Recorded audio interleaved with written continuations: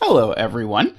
In this video, our goal is to talk about elliptic curves. And this section is very much going to follow upon the previous section where we talked a lot about cubic curves, and that we're going to use a lot of the same techniques, and we're just going to change to a very particular form of cubic curve so that we can coherently talk about all of this stuff. Alright, so what is an elliptic curve? Well, an elliptic curve is a special kind of cubic curve, namely one of the form y squared equals x cubed plus ax plus b. We want these a and b to be integers, and we want 4a cubed plus 27b squared to not be 0.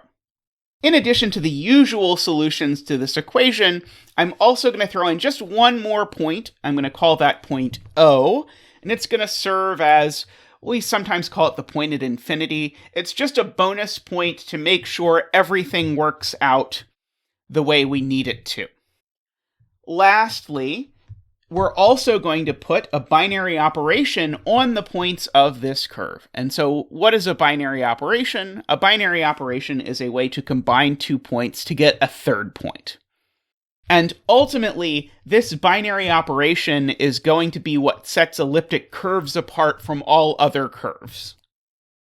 So, just as a sample, for our elliptic curve, we might take, for example, y squared equals x cubed plus 8x minus 5.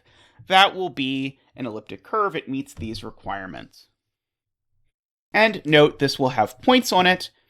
So, for example, we have the point x is 1, y is 2 living on this curve.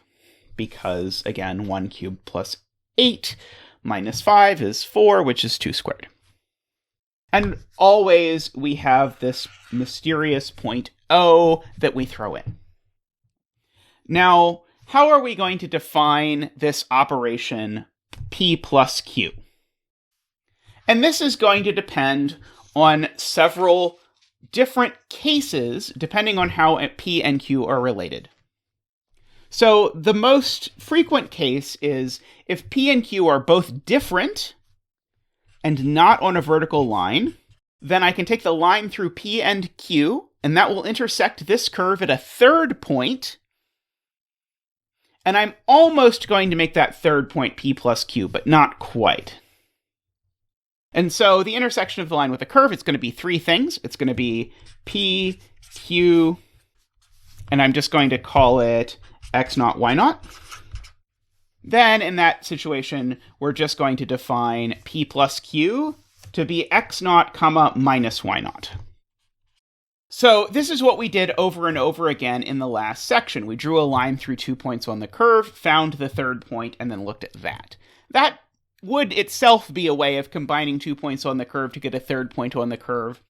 But I want to put this minus here just in as a little twist because it makes things work out a little bit more smoothly. Graphically, if you want to think what this looks like, an elliptic curve is going to have a graph over the reals that looks something like this. It'll be symmetric across the x-axis because of the y squared equals polynomial in x form. It'll look something like this. And so if we took P here and Q here, then we'd draw the line through these, would intersect at this point, x naught, y naught. And so P plus Q would be the reflection of that point over down here. X naught minus y naught, that would be P plus Q. So always draw a line through the 2 points, take the intersection, reflect. So next up, we have what happens if P and Q are different, but they're on the same vertical line. So say this is P and this is Q. Then if I try and draw this vertical line through them, you might notice this line does not intersect the curve in 3 points. And so that creates an immediate problem with trying to use the previous rule. And this is where we end up exploiting this mystery point O that we put into our curve. Namely, when this happens, we're just going to say P plus Q is O. So, in other words, I'm imagining here that this point O is a point that lives on every vertical line. And so every vertical line through the curve intersects the curve at 2 points and then the point at infinity. So the next case to consider is if I actually try and add a point to itself, and it's not on the x-axis. So it's not here, it's over here somewhere, for example.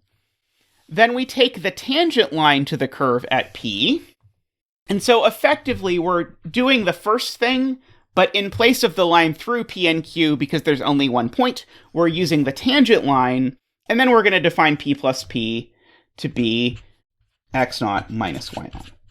So just to do that for you in a picture, if this is P, then I'll draw the tangent line.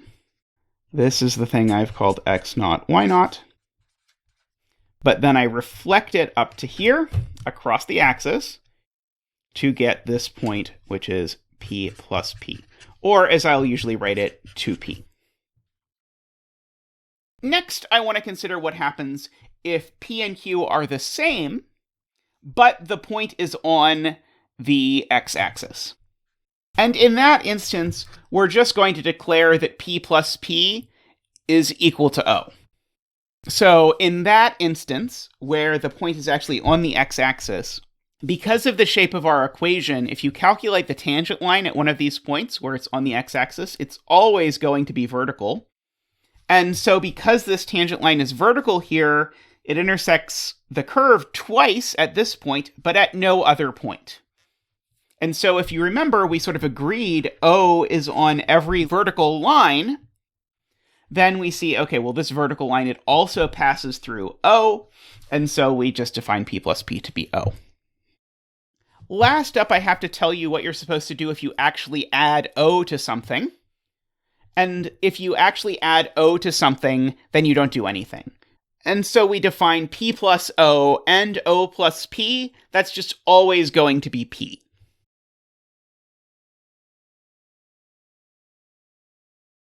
So let's do an example of each of the major ones here with this curve.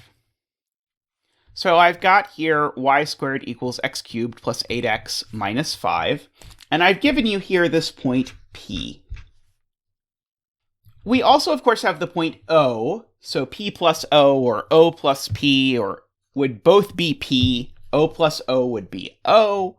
The only other thing we can do without finding another point would be P plus P. So let's calculate P plus P here.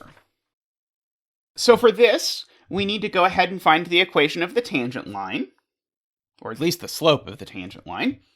And so how am I going to do that? I am going to implicitly differentiate the equation. Note, this is exactly what we did in the last section, so this part is not new. So our y prime here is 3x squared plus 8 over 2y. And so then the slope here of our tangent line is going to be y prime at 1, 2, which is going to be 11 over 4. And now I claim the nice thing about the form we've chosen for elliptic curves is that if we take the 3 points of intersection of any line, those 3 points of intersection are always going to have x-coordinates summing to m squared. So just to spell that out, what I'm saying is if you take any line of slope m, it'll intersect the curve in 3 places, and the x-coordinates of those 3 places always sum to exactly the square of the slope of the line. And this works for any elliptic curve, as we've defined it, and for any slope. So before I hop back into our example, let's justify why this claim is true.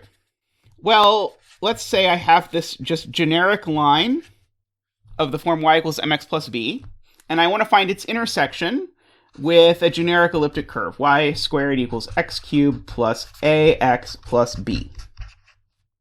Note I have a capital B here and a lowercase b here, so I don't confuse them. Well, what do? I substitute this y into that y, and so I get m squared x squared plus some stuff equals x cubed plus ax plus b. And note this stuff has an x term and a constant term, but it doesn't have an x squared term. So when I subtract this all over, I get x cubed minus m squared x squared plus, and then some linear stuff and some constant stuff. But I've not affected the x squared term except with this minus m squared. And so here is where we have to remember our golden rule, which is that the x squared coefficient is always the negative of the sum of the roots. But what we've seen now is no matter what line it is I take, that sum of the roots is always now exactly m squared. Now, you might be thinking to yourself, but wait, didn't we just admit that there are some lines that only intersect the curve twice? And, well, yes, there are, but those lines all have one thing in common, which is that they're all vertical. And in particular, they don't get written in a form like this. So as soon as you pick a slope that's not undefined or vertical or infinity or whatever you want to call the slope of a vertical line, then you'll get 3 roots, and this is exactly how you figure them out. So in our example, the x-coordinates of the 3 points of intersection sum to m squared. What are those 3 points of intersection? Well, 2 of them are P. Why is it 2 of them? It's because this line is the tangent line at P. And remember, we've decided that tangent intersections count double. And so that is why we have this double P here. And then the other point, that's the one I'm trying to find. So I'm just going to call that x naught, y naught. Now, P here was the point 1, 2. So that means I'm now solving the equation 1 plus 1 plus x naught equals 121 over 16. So x naught, once I go ahead and just bump this stuff over to the other side, it is 121 minus 32 divided by 16. And that sounds to me like 89. Okay, so what's the y naught? Well, to figure out the y naught, all I have to do is plug back in the x naught to the equation of the tangent line. Now, you might rightfully complain that I never actually wrote down the equation of the tangent line, but because the line here has slope 11 over 4 and passes through 1, 2, the equation of the tangent line is going to be y equals 11 over 4 times x minus 1 plus 2. This is just the slope-intercept form of that line. So this y naught that I'm looking for is going to be 11 over 4 times 89 over 16 minus 1 plus 2. Which, if you go ahead and calculate it, is 931 over 64. And so that means that P plus P is 89 over 16, comma, minus 931 over 64. And where did this minus come from? This minus is just part of our definition. I find the third point of intersection, and then I flip it across the x-axis by sticking a negative in front of the y-coordinate. So that is my new solution. Next, let's do an example of adding 2 different points. So I'll go ahead and go back to our curve from the previous video, which was y squared equals x cubed minus 10x plus 4. And we'll go ahead and grab 2 points that we learned about last time, minus 2, 4, and 0, 2. And let's figure out p plus q. So let's try and use our fact this time, that the sum of the x-coordinates of the 3 intersection points is always the square of the slope. So let's start by calculating the slope. So in this instance, the slope is 2 minus 4 divided by 0 minus minus 2, which is going to be minus 1. So m squared is 1. But that 1 is also the sum of minus 2 plus 0 plus x naught, where this is the x-coordinate of the third point of intersection. And so from this, we're just immediately going to get that x naught is 3. No, like writing down some ugly cubic and factoring it or anything of that sort. We can actually sort of cheat that by knowing a little bit of algebra tricks. So then, to find y naught, we're going to just plug this x naught into the line equation. In this case, the line equation is going to be y equals minus x plus 2. I can just read that off of the fact that the point 0, 2 is on the line. So the y naught I'm going to get is going to be minus x naught plus 2. That's going to be minus 3 plus 2. That's going to be minus 1. And so p plus q is going to be 3, 1. Again, don't forget, we got minus 1 for our y naught, but I had to negate that when I put this into my answer for p plus q. So this operation plus that we've defined, it's a very nice operation in that it has all of the nice named properties that you might hope an operation would have. It's commutative, meaning that p plus q and q plus p are automatically the same thing. It's associative, meaning that if you had, say, 3 points added together, p plus q plus r, that it wouldn't matter if you took p and q and added them and then added that result to r, or if you took q and r and added those together and then added that result to p. It has an identity element, which is an element that no matter what you add it to, you get that thing back. Namely, that element is O. And it has inverses, meaning that no matter what point you start at, you can always get back to the identity. So let me talk just a smidge about the bit with inverses. If p is the point x naught, y naught, then the inverse of p, that is what I'm going to call minus p, is just the point x naught, comma, minus y naught. The minus just flips the point across the x-axis.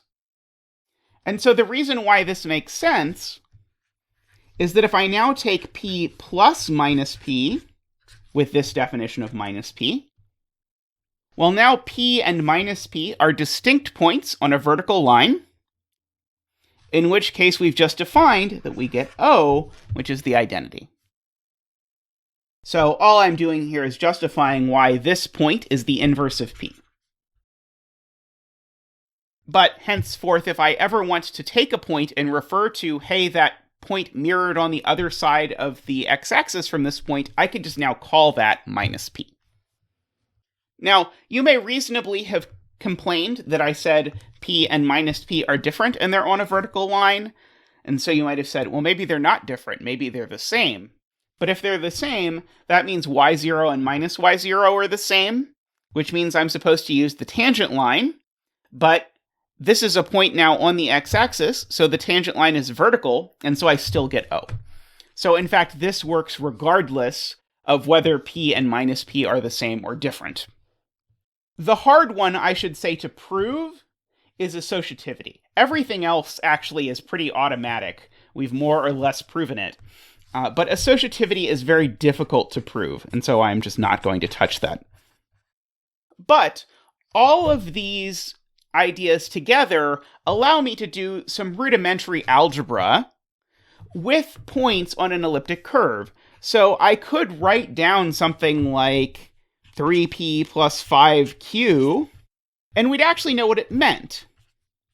Namely, it would mean take p, add it to itself, so we'd use the tangent line thing, then add a third copy of p, so now 2p and p are different, so now I'd be using the two different points thing, and that would give me 3p, then I'd add q to that, add q to that, add q to that, add q to that, and add q to that, and then that would give me a point which I would call 3p plus 5q.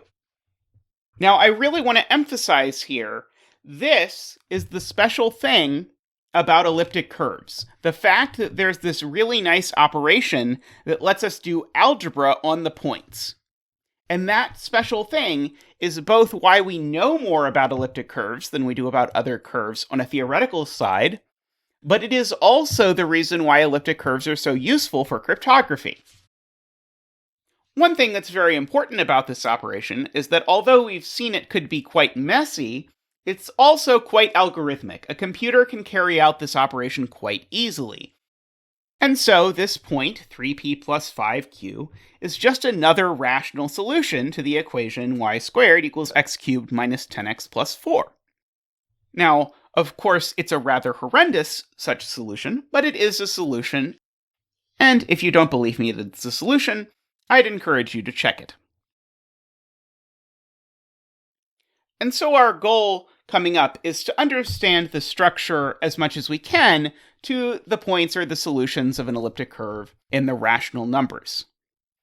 And really it's going to turn out that that structure is expressed or described in two pieces. The first piece is what we're going to call the torsion. This is, if you like, the finite piece. This is a collection of a finite number of points on the curve, as we'll describe. And the second piece that we're going to talk about is the rank. And this is a measure of the infinite part, but it's going to be expressed as a non-negative integer. So to start with, let's talk about the torsion piece. So if you start with any point on an elliptic curve, we can play this game where we take the point, and then we double it to get 2p, and then we triple it to get 3p, 4p, 5p, 6p, and so on. And often, that collection will turn out to give me an infinite number of points on the elliptic curve. So, for example, if you look back to here, both of these points have the property that if you repeatedly add them to themselves, you'll never get a repeat.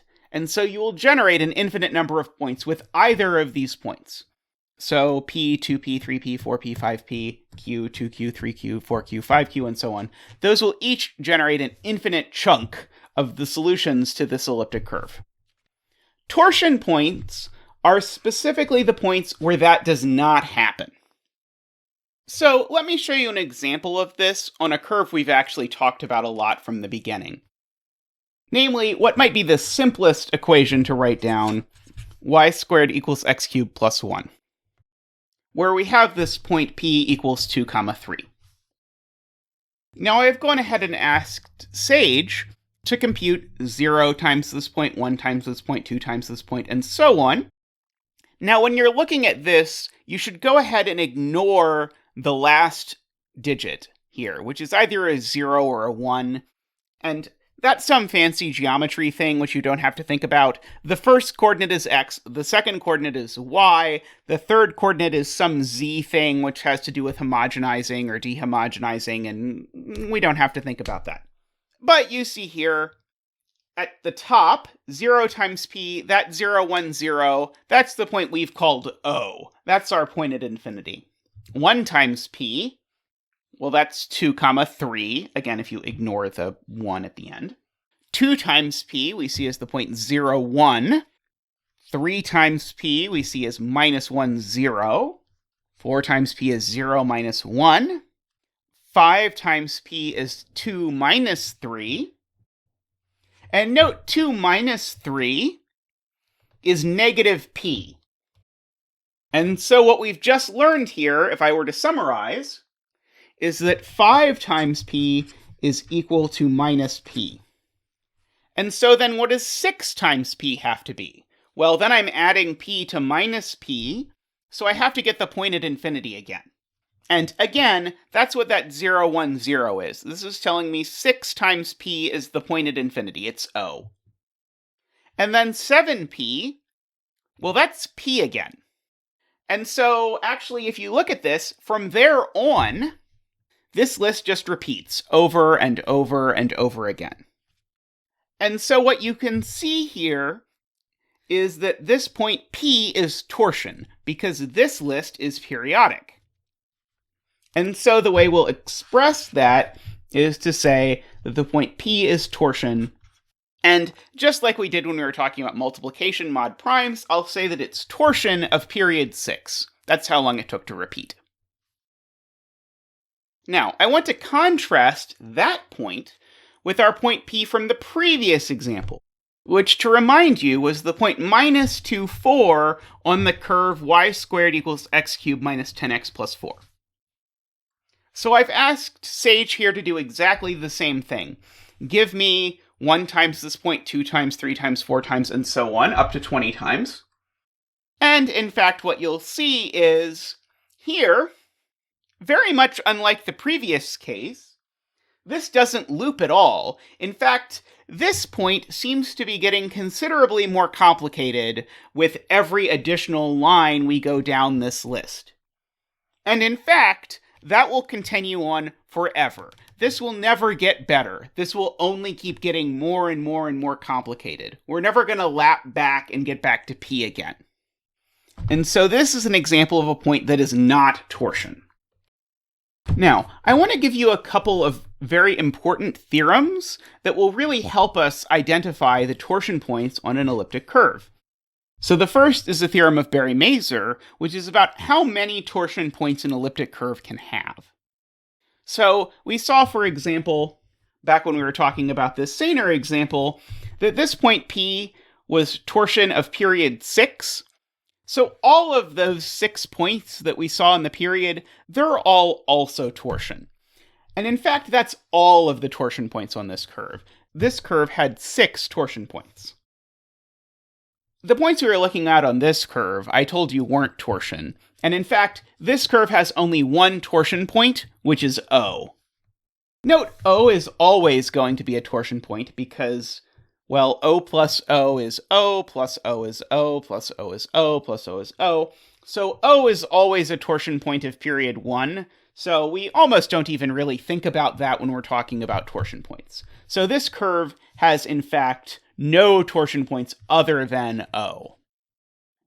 Now, thanks to these next 2 theorems I'm going to tell you, you'll actually believe, I hope, that actually it's not a difficult question to find all of the torsion points on an elliptic curve, at least if you're willing to use, say, a computer. So Mazur's theorem is going to tell us about how many torsion points an elliptic curve can have. And in fact, the answer is not very many. In fact, an elliptic curve has at most 16 torsion points. The next theorem is known as the Nagel-Lutz theorem, and it's going to give us an algorithm to find all of the torsion points.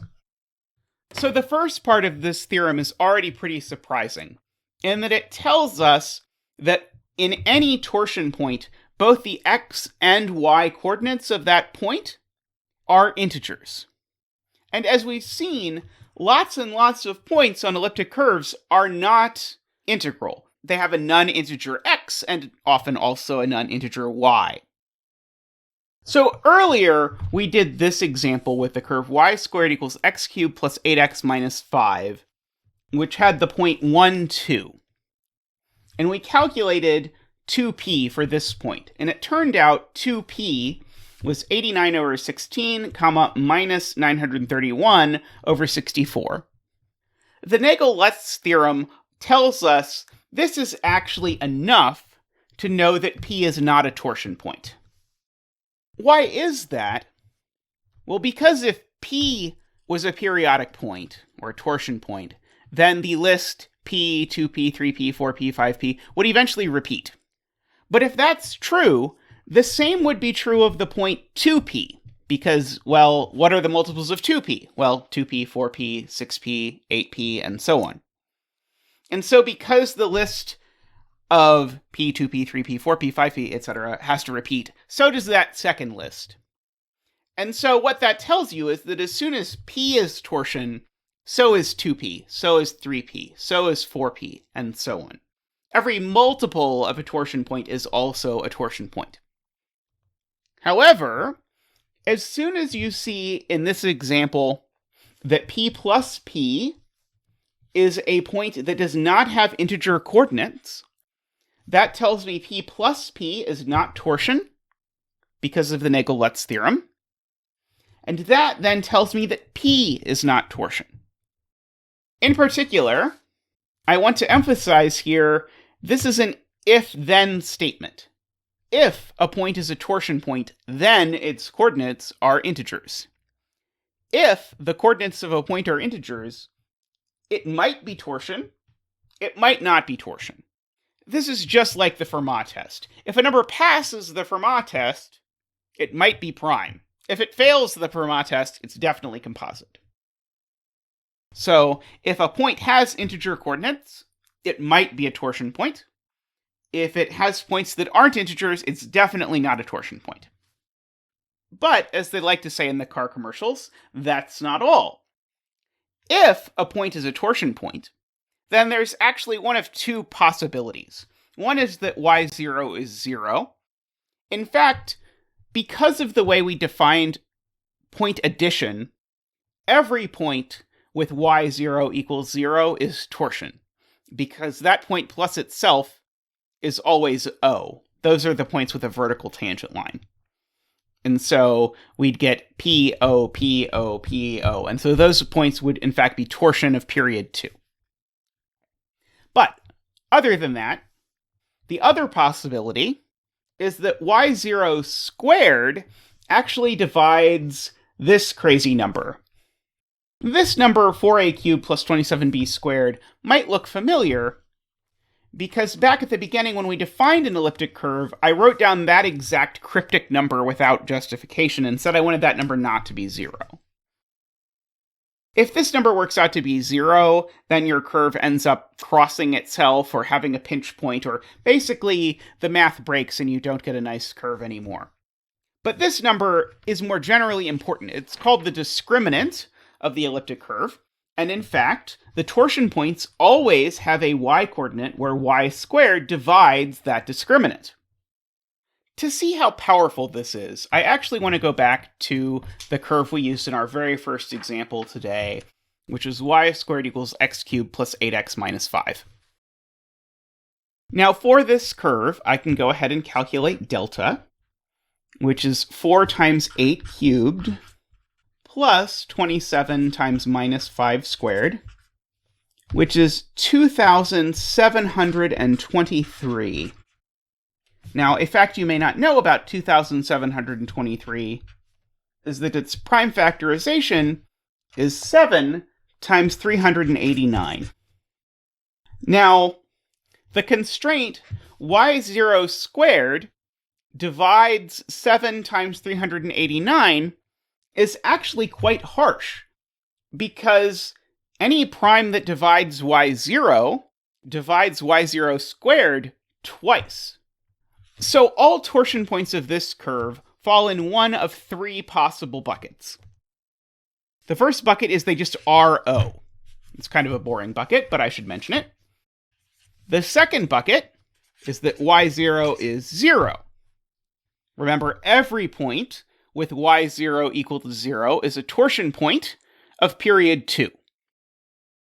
The third bucket, the Nagel-Lutz bucket, if you like, is the one where y0 squared divides 7 times 389.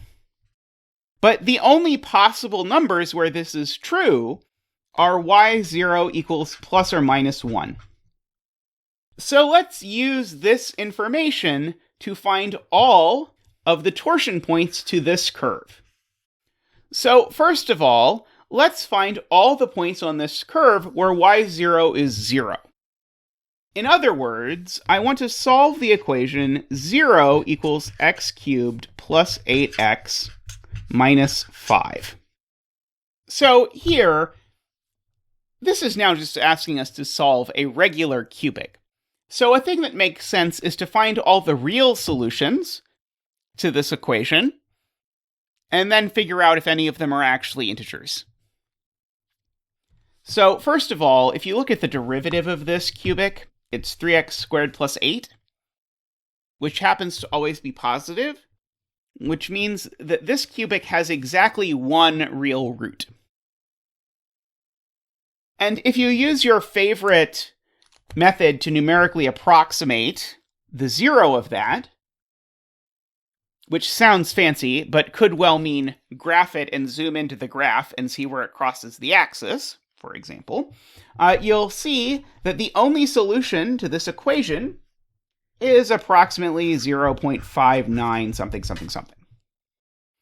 In particular, this number, not an integer. And so because this number is not an integer, this polynomial has no rational roots. Remember here, the rational root test tells us that every rational solution to this polynomial will in fact be an integer solution to this polynomial. So here, we don't actually have to do any fancy number theory at all. We can just use something like calculus to approximate the roots and then see if the roots are actually integers or not. If they are, great. If they're not, great. We'll find all of the solutions to this. Okay, so this bucket, this is the moral of the story, no points there. What about this bucket? Well, here I need to figure out what if y is plus or minus 1. Well, now I'm looking at the equation. 1 equals x cubed plus 8x minus 5. Note it's y squared, so whether y naught happens to be plus or minus 1 doesn't matter. They both square to 1. So I'm now solving the equation 0 equals x cubed plus 8x minus 6. Again, pulling up your favorite thing like Desmos or whatever, just plot the graph of this, zoom in on the axis, and you'll see that the only solution to this is approximately 0.706 something something something. Also not in Z. And so because of that, we've actually exhausted all of the buckets. There's 1 point in this bucket, namely O. No points in this bucket, no points in this bucket. And so, in fact, this curve only has one torsion point, and we've now proven that. To do a slightly more robust example here, let's look at the elliptic curve y squared equals x cubed plus x plus 2. So here, it works out that delta is 4 times 1 plus 27 times 4, which is 112, which if you factor it, is 2 to the 4th times 7. And so again, we have these sort of three buckets of possible torsion points. We have torsion points that are O. We have torsion points where y0 is 0. And we have torsion points where y0 squared divides 2 to the 4th times 7. And remember, this 7 basically doesn't do anything because y0 squared has to divide it, and there's no way a square gives me a 7. So I actually here have really to deal only with y0 squared equals 1 or 4 or 16. These are the only possible places that I might stumble upon some points. Let's see what we come up with. So let's look at y0 equals 0 first. So that box, well, this box is always easy. Just the point at infinity is always a torsion point. So for box 2, what do we have to do? We have to solve 0 equals x cubed plus x plus 2. This equation actually has a solution, namely x equals minus 1. And so this leads to the torsion point, minus 1 comma 0. Again, just to remind you, every point with y-coordinate 0 is torsion of period 2. So this, in particular, is torsion of period 2. Again, the derivative of this polynomial is 3x squared plus 1. So this polynomial is increasing, so its graph can only cross the x-axis once. And so in particular, this is the only torsion point that is in the second bucket. In the third bucket, we have to look at the possibilities of y0 or y0 squared, whichever one you want to think about. So y0 squared could be 1, or it could be 4, or it could be 16. Those are the only squares that divide 2 to the 4th times 7. And so I can go ahead and look at my various possibilities, which are 1 equals x cubed plus x plus 2. 4 equals x cubed plus x plus 2. And 16 equals x cubed plus x plus 2. And so then I am solving x cubed plus x plus 1 equals 0. X cubed plus x minus 2 equals 0. and x cubed plus x minus 14 equals 0. Now, again, all the solutions we're looking for are integers, so you could do this numerically, and that's perfectly fine. Or you could think about things we've talked about with, say, mod 2 stuff. So, for example, this equation, x cubed plus x plus 1, it has no solutions mod 2. If I plug in x is 0 or 1 mod 2, both of them give me back 1. So this equation doesn't even have solutions mod 2, so it has no solutions in Z. Alternatively, again, if you want, you can just do this numerically and ask your computer, hey, where does this graph cross the x-axis? Eyeball it, see if it's an integer or not, and that'll tell you. This polynomial by inspection, you might notice, has the root x equals 1. So I'm going to have to dig into this a little more. Again, the derivative is positive, so it has at most one integer solution. That is it. And again, this polynomial has no solutions. One way that you could see this if you don't like my graph the function and look at where it crosses the axis trick, one way you could see this is by using the intermediate value theorem. If I plug in 2 here, I get 2 cubed plus 2 minus 14, which is minus 4. If I plug in 3, I get 3 cubed plus 3 minus 14, which is 16. So in other words, at 2, this polynomial takes a negative value. At 3, it takes a positive value. And so that means the one time this polynomial crosses the x-axis is somewhere between 2 and 3. And there aren't any integers between 2 and 3, so this also has no solutions in Z. So we're not quite done with this bucket, because remember, we found an actual pair of points, namely where x is 1 and y is plus or minus 2. So bucket 1 is done. Bucket 2, we found 1 point. And for bucket 3, we have 2 potential points. 1, 2, and 1 minus 2. Now, are these points torsion? Well, there's a few different ways we could do that. We could just add this point to itself, or we could have Sage do that. And if this is P and this is Q, here's what you'll find. 2 times P is minus 1, 0. That is, 2 times P is that point from before. 3 times P is Q, that point. So 4 times P, well, Q you could notice is minus P. So 4P you can actually tell is going to be O. And 5 times P is P, and so on. So P is in fact torsion of period 4. And so is Q. So all told, this curve has 4 torsion points. And we found them all with proof that there are no others. And so those 4 torsion points are O, minus 1, 0, 1, 2, and 1, minus 2. And that is all of them.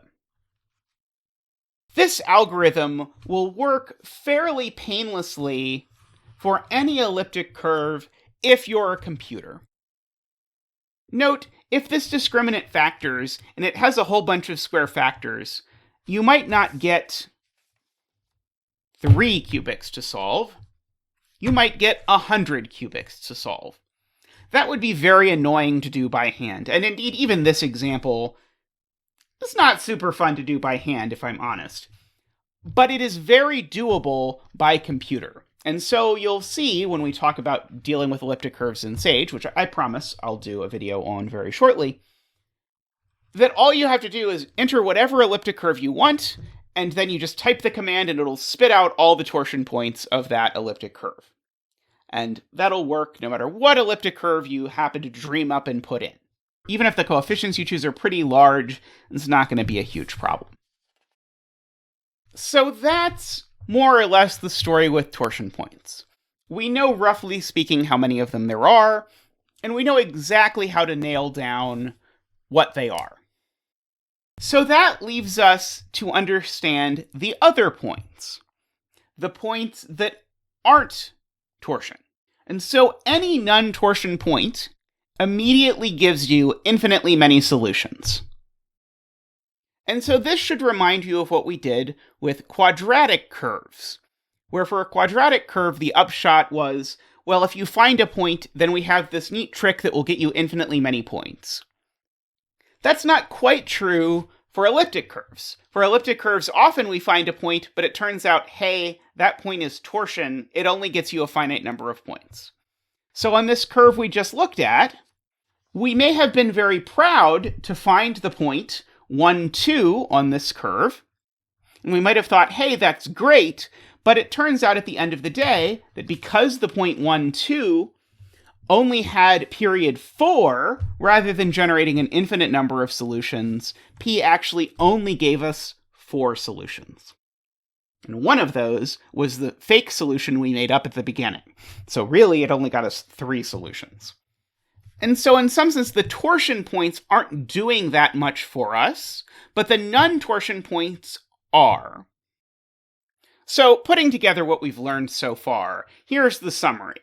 For an elliptic curve, if there's a non-torsion point at all, there's infinitely many solutions. Full stop. If there's not a non-torsion point, then there's at most 16 solutions. That's following, again, from Mazur's theorem from earlier, that there are at most 16 torsion points.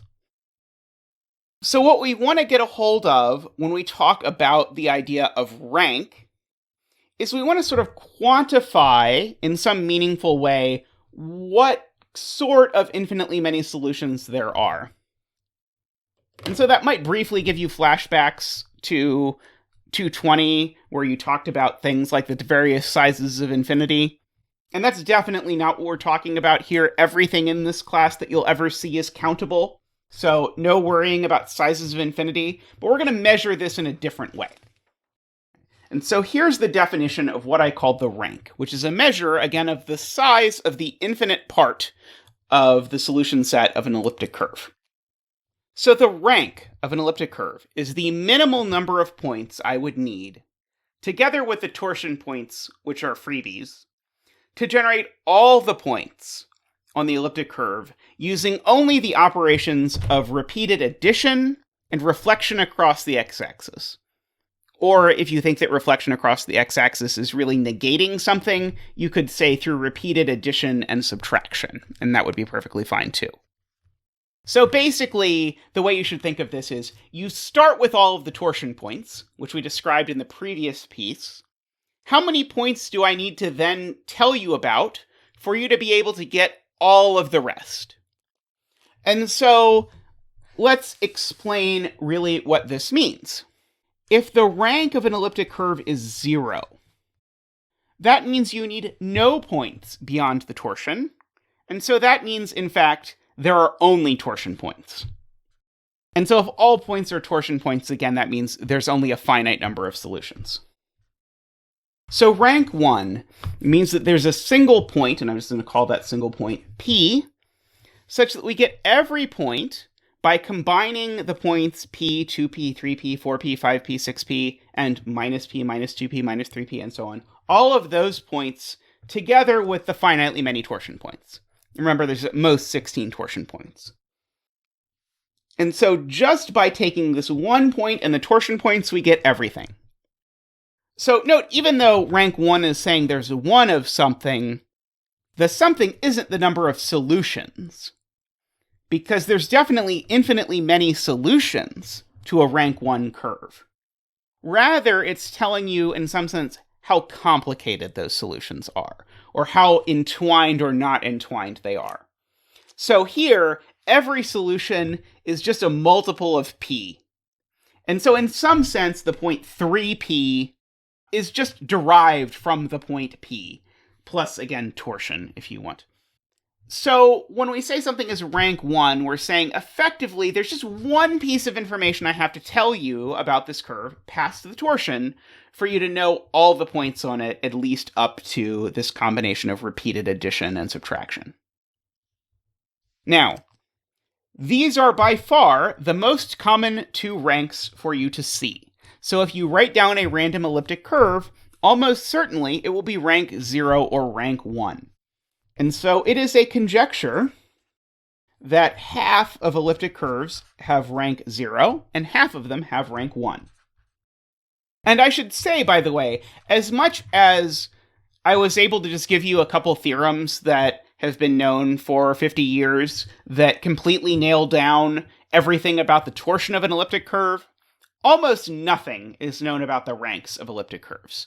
There are a ton of open problems regarding ranks of elliptic curves, and I'm going to talk about some of them as we go through this.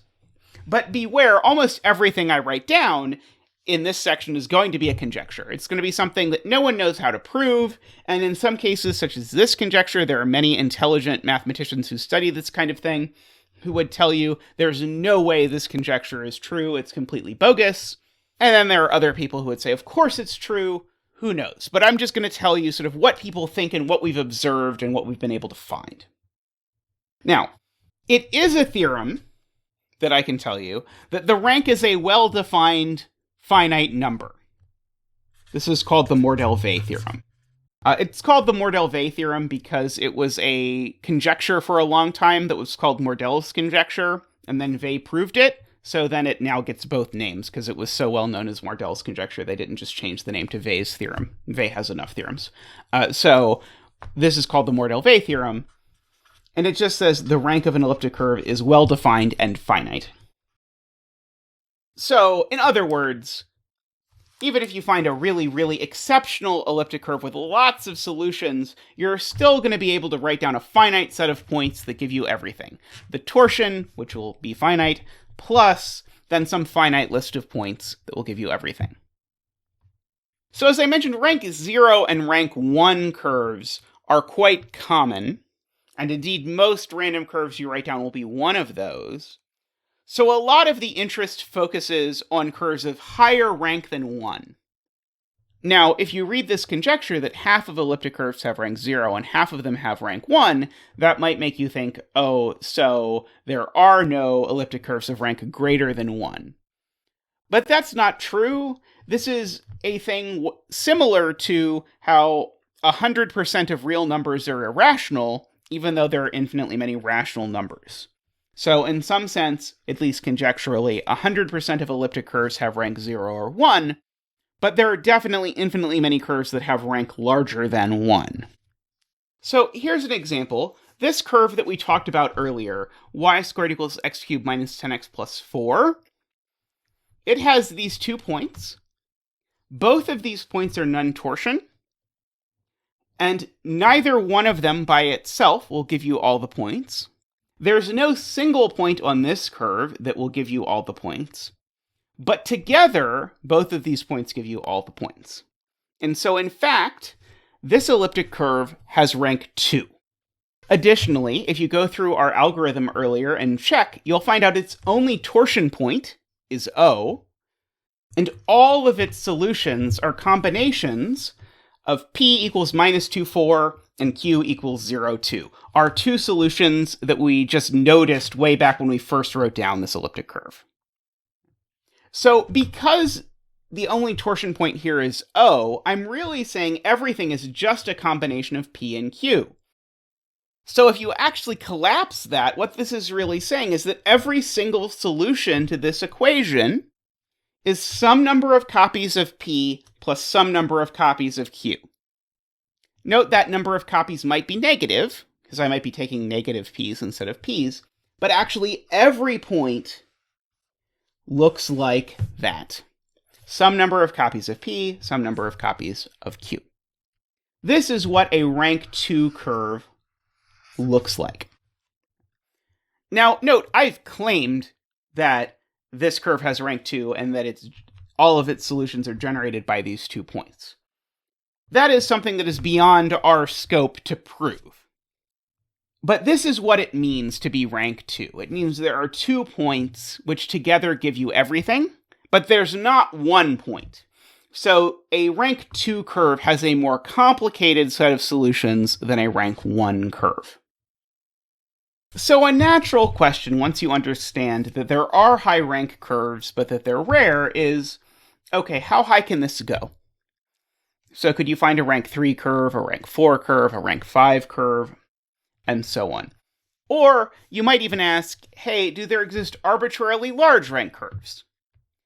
Note, the rank is always finite, so there can't be any infinite rank curves, but it might be that there's no bound to the rank of an elliptic curve. Or it might be that there's some number like 50, where 50 is the largest possible rank and every elliptic curve has rank less than or equal to 50. And really no one knows.